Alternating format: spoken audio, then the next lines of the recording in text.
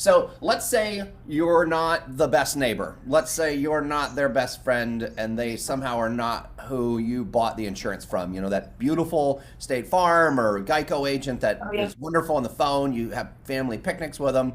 They're out of the picture. You can't really talk to them anyway. You're talking to some 800 number. And then you figure out, oh my gosh, this isn't going to go well. What's the usual tactics before somebody hires an attorney Yeah. that the companies use? And then what are the tactics after they hire somebody like you? So usually the tactics are very, very common with what the insurance company will do. So great. If there's one that pays you enough, fantastic. But unfortunately, the more common thing is you'll hear things like the insurance company will say things are not covered under your insurance policy when you would have thought potentially they were. And so that's one thing they'll usually say.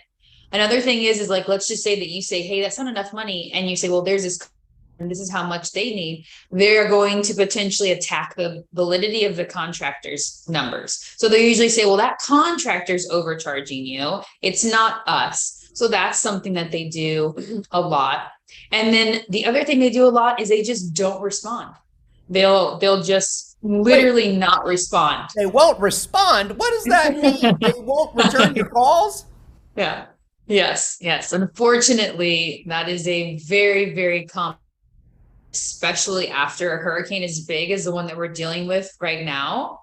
There's just so many insurance claims that are being filed. And so on a normal situation, they have a hard time keeping up with it, or they just maybe potentially intentionally don't respond. But now after something as large as this, we're definitely seeing much more a lack of response. Yeah, and that's happening right now. On the other side, we're hearing the clients go, I have submitted 9 times the same thing over and over Yep. again, and I've not heard back from this one, you know, Yep. it's crazy.